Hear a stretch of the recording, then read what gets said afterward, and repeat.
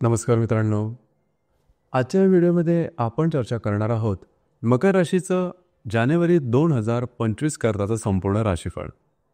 जानेवारी हा जो महिना आहे हा मकर राशीसाठी थोडासा खास आहे, कारण तुमच्या राशीचा जो राजयोगकारक ग्रह आहे शुक्र, जो की तुमच्या द्वितीय स्थानामध्ये भ्रमण करतो आहे आणि तिथेच तुमच्या राशीचा स्वामी जो आहे शनी, तो सुद्धा विराजमान आहे. हा जो योग आहे तो अतिशय महत्त्वपूर्ण आणि अतिशय शुभफलदायी आहे. मात्र याच वेळेस मंगळ जो ग्रह आहे तो तुमच्या सप्तम आणि षष्ठ स्थानामध्ये वक्री असणार आहे. याचप्रमाणे राशीचा जो अष्टमेश आहे रवी, जो की तुमच्या व्यय स्थानामध्ये असणार आहे. तर एकंदरीतच हे जे ग्रह आहेत आणि इतरही जे ग्रह आहेत त्याचे प्रभाव परिणाम असतील हे तुमच्या राशीवर कशा प्रकारचे होणार आहेत, या सर्व संदर्भातली खुलासेवार चर्चा आपण या व्हिडिओमध्ये करणार आहोत. तर सुरुवातीला आपण चर्चा करू की तुमच्या राशीचं जे एकंदरीत मानसिक आणि शारीरिक स्वास्थ्य हे नेमकं कशा प्रकारचं असेल. जसे की तुमच्या राशीचा जो स्वामी आहे शनी, जो की तुमच्या द्वितीय स्थानामध्ये स्वतःच्या राशीमध्ये भ्रमण करतो आहे. राशीच्या षष्ठामध्ये मंगळ जो आहे ते दिनांक 22 तारखेनंतर वक्री होऊन येणार आहे आणि राशीचा जो अष्टमेश आहे रवी, जो की तुमच्या व्ययस्थानातून तुमच्याच राशीमध्ये येणार आहे दिनांक 15 तारखेनंतर. तर साधारणतः या संपूर्ण महिन्यात पाहायचं झालं तर जवळजवळ 16-17 तारखेनंतर तुमच्यामध्ये एक वेगळ्याच प्रकारची ऊर्जा आणि वेगळ्याच प्रकारचा आत्मविश्वास दिसून येईल.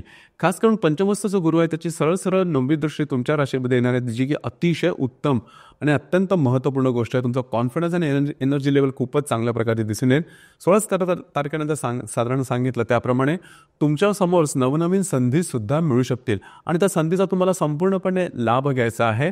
वेगवेगळ्या प्रकारच्या संधी ज्या तुम्हाला अपेक्षित आहेत किंवा ज्या तुम्हाला अनपेक्षित आहेत अशा प्रकारच्या सुद्धा संधी येतील आणि तुम्ही बऱ्याच प्रमाणात ॲक्टिव्ह राहाल.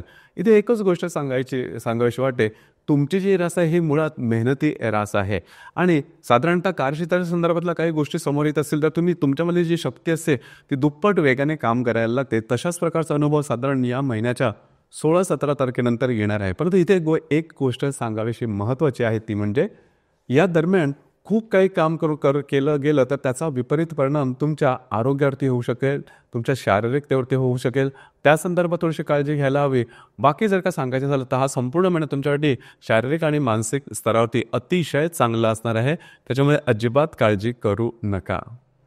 याचप्रमाणे तुमचा जो आर्थिक स्तर आहे त्या संदर्भात सांगायचं झालं तर तुमच्या राशीच्या धनस्थानाचा किंवा धनेश जो आहे शनी, तो धनस्थानामध्येच भ्रमण करतो आणि तिथे शुक्रसुद्धा विराजमान आहे. शुक्र जो ग्रह आहे तुमचा पंचमेश पण आहे आणि राशीचा जो अष्टमेश आहे रवी, जो की तुमच्या व्ययस्थानामधून तुमच्याच राशीमध्ये 15 तारखेनंतर येणार आहे आणि राशीचा जो लाभेश आहे मंगळ, जो की तुमच्या सप्तमातून षष्ठ स्थानात जाणार आहे वक्री होऊन. तर एकंदरीत तुमचं जो आर्थिक स्तर आहे या महिन्यामध्ये अतिशय उत्तम असणार आहे. अजिबात काळजी करू नका. तुमची इन्व्हेस्टमेंट चांगल्या प्रकारची होईल. वेगवेगळ्या प्रकारचे आर्थिक जे गोष्टी आहेत त्या तुमच्या समोर येतील किंवा आर्थिक स्रोत तुमच्या समोर येतील. इझी मनी वगैरे मिळण्याची शक्यता बऱ्याच प्रमाणात राहील. जर तुम्ही शेअर मार्केटमध्ये ट्रेड करत असाल तर काही चांगले लाभ मिळू शकतील. 15-16 तारखेनंतर गोष्टी आणखीनच जोरदार होतील. म्हणजे आर्थिक संदर्भात तुम्हाला विविध प्रकारचे लाभ, तुमच्या अपेक्षित आणि अनपेक्षित प्रकारचे लाभ तुम्हाला या दरम्यान निश्चित मिळू शकतील. आणि अर्थातच तुमची जी रास आहे थोडीशी प्रॅक्टिकल आहे. पैसे मिळाल्यानंतर थोडंसं बरं वाटतं, तुमचा मूडसुद्धा खूप चांगला होतो. तर अशाच प्रकारचा अनुभव जो आहे हा अनुभव तुम्हाला ह्या महिन्यामध्ये निश्चित येणार आहे. त्याच्यामुळे जे तुमचं आर्थिक स्तर आहे त्या संदर्भात अजिबात काळजी करू नका. गोष्टी तुमच्या अपेक्षेप्रमाणे किंवा अपेक्षेपेक्षा जास्त चांगल्या प्रकारे या महिन्यामध्ये निश्चित होणार आहे. यानंतर गृहसौख्यासंदर्भात सांगायचं झालं तर तुमच्या राशीचा जो चतुर्थेश आहे मंगळ, जो की तुमच्या सप्तमात भ्रमण करतो आहे आणि दिनांक 22 तारखेनंतर तो तुमच्या षष्ठात येणार आहे. तर साधारणतः या महिन्यामध्ये शेवटच्या आठवड्यामध्ये थोडंसं घरातल्या ज्या व्यक्ती असतील त्यांच्या आरोग्याकडे लक्ष देणं गरजेचं राहील किंवा त्यांच्यावर थोडेसे नातेसंबंध ताणले जाण्याची शक्यता आहे. तर या संदर्भात थोडी काळजी घेणं अतिशय आवश्यक राहील.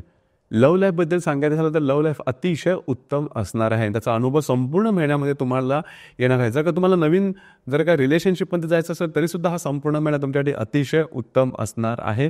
गोष्ट तुमच्या अपेक्षेप्रमाणे राहणार आहे. त्यामुळे तुमचं मूडसुद्धा अतिशय चांगल्या प्रकारचा दिसणार आहे. याचं म्हणजे गर्भवती महिला आहेत त्यांच्यासाठी सुद्धा हा संपूर्ण महिना अतिशय उत्तम असणार आहे.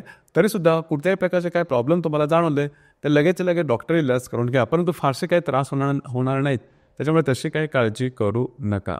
याच म्हणजे विद्यार्थी वर्ग आहे त्यांच्यासाठी सुद्धा हा संपूर्ण महिना अतिशय चांगला राहील. तुम्ही जे काही काम केलेले आहे, जे काही एफर्ट केलेले आहेत त्याचे उत्तम प्रकारचे रिझल्ट्स तुम्हाला या महिन्यात मिळतील. मात्र रिझल्टसाठी किंवा तुमचे प्रयत्न मात्र 100% असणं गरजेचं राहील. वैवाहिक जीवनाबद्दल सांगायचं झालं तर जर तुम्ही विवाहित असाल तर वैवाहिक जोडीदारावर थोडेसे वादविवाद वगैरे प्रसंग निर्माण होतील. त्यांच्या आरोग्याकडे सुद्धा लक्ष देणं गरजेचं राहील. गेल्या महिन्यामध्ये म्हणजे डिसेंबर 2024च्या महिन्यामध्ये तुम्ही थोडाफार याचा अनुभव घेतलेला असेल. या महिन्यात थोडासा जास्त जाणवेल. तर तिथे थोडंसं लक्ष देणं महत्त्वपूर्ण राहील. कार्यक्षेत्राच्या संदर्भात सांगायचं झालं तर तुमचं जे काही कार्यक्षेत्र असेल, करिअर असेल, त्या संदर्भात सुद्धा अतिशय उत्तम अशा प्रकारचे अनुभव तुम्हाला या संपूर्ण महिन्यामध्ये येणार आहेत. म्हणजेच ज्या ठिकाणी तुम्ही काम करता, नोकरी करता किंवा व्यवसाय करता त्या ठिकाणचे सहकर्मी किंवा वरिष्ठ यांच्याबरोबरचे नातेसंबंध अतिशय चांगले राहतील. तुमच्या करिअरच्या संदर्भामध्ये तुम्हाला निरनिराळ्या सकारात्मक संधी येतील की ज्या भविष्यात जाऊन तुमच्यासाठी फायदेशीर सुद्धा होतील. त्याचप्रमाणे जे तुमचं कार्यक्षेत्र असेल त्या संदर्भातले काही चांगले फायदे तुम्हाला या महिन्यामध्ये निश्चित मिळू शकतील. एकंदरीत जर सांगायचं झालं तर या संपूर्ण महिन्यामध्ये फक्त 2च गोष्टी तुम्हाला सांभाळायच्या आहेत. एक गोष्ट तुमच्या वैवाहिक जीवनाचं जर थोडंसं जे त्रासदायक गोष्टी आहेत त्या आणि स्वतःच्या आरोग्याकडे लक्ष द्या. बाकी जर का सांगायचं झालं तर हा संपूर्ण महिना अतिशय चांगला राहील. या संपूर्ण महिन्यामध्ये तुम्ही बऱ्याच प्रमाणात ॲक्टिव्ह राहाल. त्याचप्रमाणे धार्मिक स्थळांना, पवित्र स्थळांना भेटी देणं, पिकनिकला जाणं आणि त्याद्वारे स्वतःचं मनोरंजन करून घेणं अशा प्रकारचे अनुभव येतील. आणि साधारण 17-18 तारखेनंतर तुमच्यामध्ये एक वेगळ्याच प्रकारची एक जाणीव तुम्हाला येईल किंवा तुमच्यामध्ये जी ऊर्जा आहे ती जबरदस्त दिसून येईल. एकंदरीत लिडरशिप क्वालिटीजसारखे काही गुणसुद्धा तुम्हाला दिसून येतील. हा महिना तुमच्यासाठी बराचसा उत्तम असणार आहे.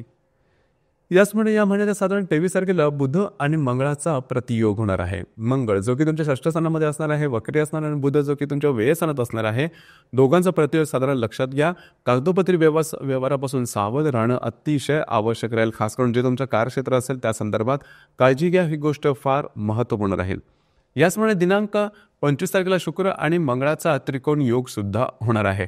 आता हा जो त्रिकोण योग आहे तुमच्या द्वितीय आणि षष्ठ स्थानामधून होणार आहे. या दरम्यान तुम्हाला काही चांगले उत्तम लाभ मिळू शकतील, महत्त्वपूर्ण इन्व्हेस्टमेंट होऊ शकतील.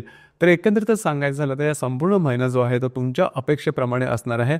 तुम्हाला जशी अपेक्षा आहे त्याप्रमाणे संपूर्ण महिन्यामध्ये गोष्टी नक्कीच जुळून येतील. या महिन्याची पौर्णिमा आहे ती 13 तारखेला आहे आणि 29 तारखेला असणार आहे अमावास्या. तर साधारण 13 आणि 29 या 2 तारखेदरम्यान कमिटमेंट, प्रॉमिसेस, कागदोपत्री व्यवहार किंवा विवादापासून लांब राहणं अतिशय आवश्यक राहील. परंतु एक गोष्ट मात्र निश्चित, गेल्या 3-4 महिन्याची जर का तुलना केली तर हा जो संपूर्ण महिना आहे जानेवारी 2025चा हा तुमच्यासाठी म्हणजेच मकर राशीसाठी अतिशय उत्तम असणार आहे.